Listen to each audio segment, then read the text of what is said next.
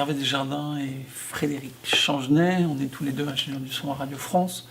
On s'occupe plus particulièrement du son spatialisé à Radio France, son développement.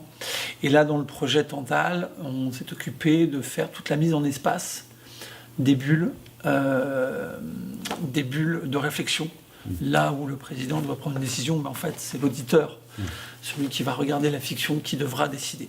Et donc, le projet a été de mettre l'auditeur dans ces moments de réflexion, dans une bulle immersive par l'image, mais également par l'audio.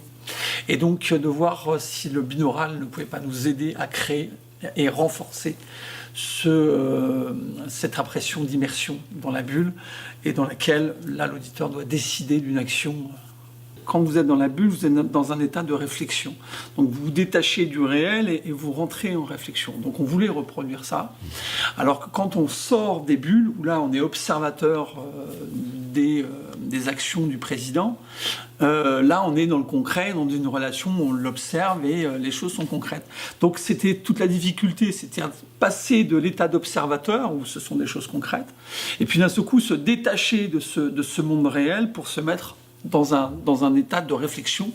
Et c'est pour ça qu'on appelle ça les bulles immersives dans lesquelles l'auditeur doit décider et réfléchir. Donc c'était effectivement essayer de trouver des analogies, enfin de créer des paraboles avec, comme dans la vie de tous les jours, quand d'un seul coup on regarde quelque chose, mais on ne le regarde plus, on est dans une pensée, dans une réflexion. Donc c'était de trouver ça. Donc à l'image, le réalisateur sait très bien faire ça. Avec la musique, on le fait également. Et c'était de voir si le son spatialisé ne pouvait pas encore plus aider à créer cet état de perception du film, où d'un seul coup l'auditeur doit réfléchir à la place du président.